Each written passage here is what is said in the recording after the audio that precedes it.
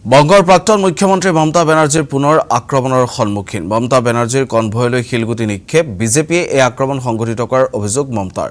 ঘটনাক লৈ তাৎক্ষণিক প্ৰতিক্ৰিয়া প্ৰাক্তন মুখ্যমন্ত্ৰীগৰাকীৰ। বিজেপিৰ বিৰুদ্ধে সোচ্চাৰ টিএমচি নেতৃগৰাকী। আমি দৃশ্যাংশ আপোনালোকক এই মুহূৰ্তত দেখুৱাইছো।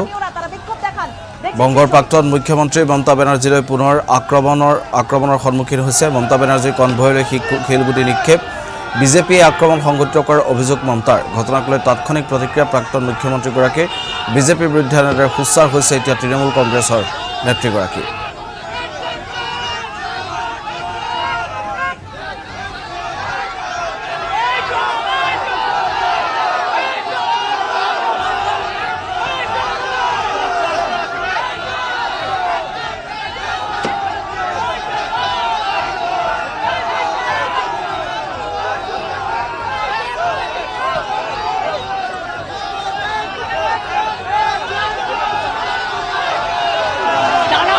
গাড়িতে অশ্রাব্য গালিগালাজ এবং এত বড় বড় ইট মেরেছে। আপনারা গাড়িটা দেখুন, পুরো গাড়িতে ইট মারতে মারতে আমাদের এসেছি। আমরা তীব্র নিন্দা করছি, ধিক্কার জানাচ্ছি।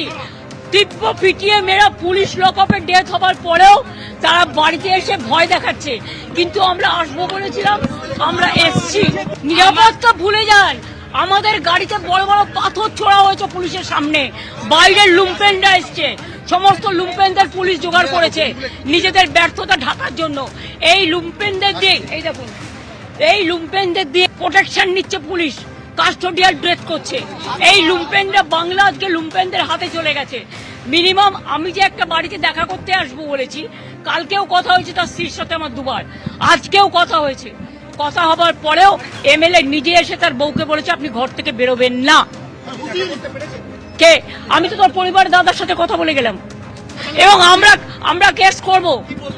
वो है मेरे को गाड़ी में बड़ा बड़ा पत्थर मारा गया बाहर से, एंटी सोशल पुलिस का सामने में आके हमको इतना गाड़ी को अटैक किया। अगर हम गाड़ी का